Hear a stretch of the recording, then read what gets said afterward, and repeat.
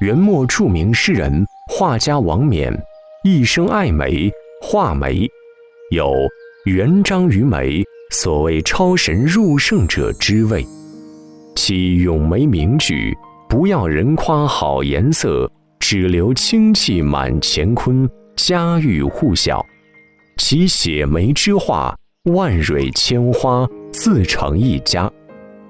现藏于美国克利夫兰艺术博物馆的《月下梅花图》，便是王冕流传至今的墨梅佳作之一，入编《原画全集》。此图绘皓月之下，古梅傲立，枝干繁簇，清丽旷远。细细品来，一轮朦胧圆月高悬在空，渲染出整幅图画孤寒的意境。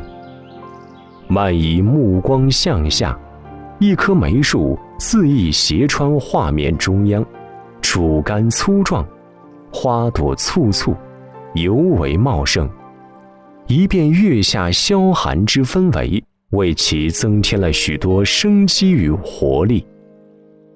在王冕之前，梅画大都疏枝浅蕊，王冕开创了老树繁花之新图式，下笔千丛万簇，风神绰约，被赞为为此花别开生面。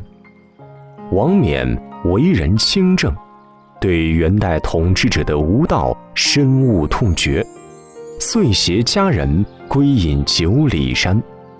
此作款属山农王元章作，当是隐居后所绘。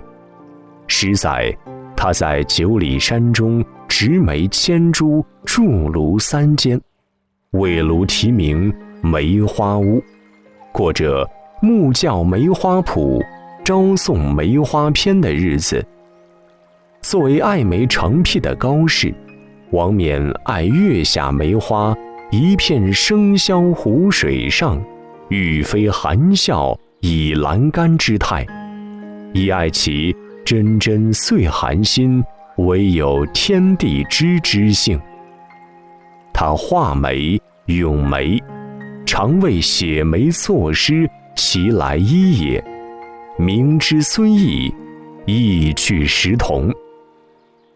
此幅《月下梅花图》便是王冕以梅寄情、诗画合一之杰作，充分表现了王冕清高不羁、超逸出尘的人格与乐观的精神。